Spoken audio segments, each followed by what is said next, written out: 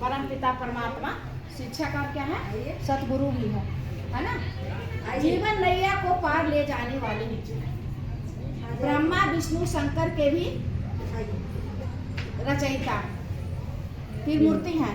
ब्रह्मा विष्णु को भी रचने वाले हैं, ब्रह्मा विष्णु शंकर को रचने वाले हैं। उनका रचयिता कौन है? शिव परमात्मा। शांति के सागर हैं। विष्णु द्वारा दैवी सृष्टि का पालन कराते हैं, है ना। निराकार है। निराकार मतलब इनका कोई आकार नहीं है। इस शरीर जन्म मरण में पड़े ही नहीं ना है। जिस तरह से आत्मा है ना, वहाँ पर हम आत्मा ज्योति भी देखा ना, ये भी परमात्मा क्या है? ज्योति है ना। मतलब आत्मा के पिता ही हैं, तो दोनों का रूप क्या है? एक है। आत्मा भी ज्योति बिंदु और परमात्मा भी ज्योति बिंदु, है ना। सच्चित आनंद स्वरूप है। ज्ञान मूर्त के सागर है। पत्थर बुद्धि वालों को परस करते हैं। अभी पत्थर बुद्धि हो गया है ना, हर आत्मा को पत्थर बुद्धि, हर आत्मा भी क्या हो गया? पत्थर बुद्धि हो गया है ना। तो इसको पारस बनाने वाला कौन है? एक परम पिता परमात्मा। वही पारस बनाने के लिए परमात्मा धरती पर आए हैं। नर से भी नारायण बनाने वाले हैं। नर से नारायण, समझ रहे हैं? नर से मतलब मनुष्य से देवता बनाने वाले। तो अभी हम लोग क्या कर रहे हैं? हम लोग पहले ब्राह्मण बनेंगे, ब्राह्मण से देवता बनेंगे। देवता बनाना किसी का हाथ में नहीं है, एक परमात्मा के सिवा, है ना।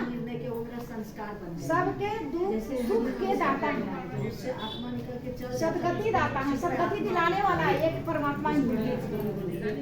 पतित पावन है, पतितों को पावन बनाने वाला है। दीप बुद्धि के दाता है। आत्मा जब शरीर में चलती है तो उसको जीवा। सुख दुख से न्यारे हैं, आनंद के सागर है ना। सृष्टि के आदि मध्य अंत के ज्ञाता है। काल के पंजे से छुड़ाने वाले हैं। बिंदु रूप ज्योति स्वरूप है। दीप दृष्टि विधाता है, गुणों के भंडार है। शंकर द्वारा आसुरी सृष्टि का विनाश कराते हैं। शंकर के द्वारा जो 5 विकार है उसका विनाश कराने आए हैं। हाँ,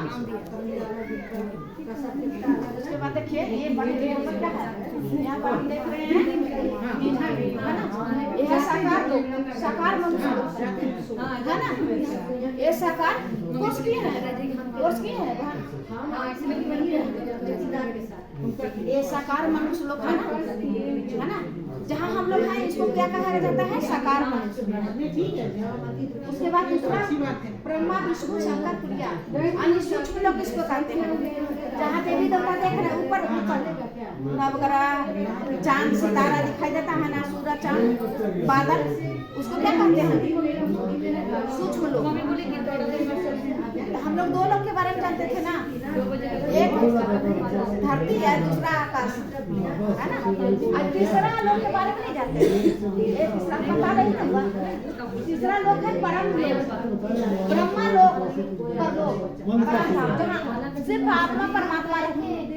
जहाँ सिर्फ देवी देवता भी नहीं रहते हैं, वहाँ पर आत्मा परमात्मा शिव अकेला शिव रहते हैं और आत्मा रहते हैं। आत्मा परमात्मा का घर है।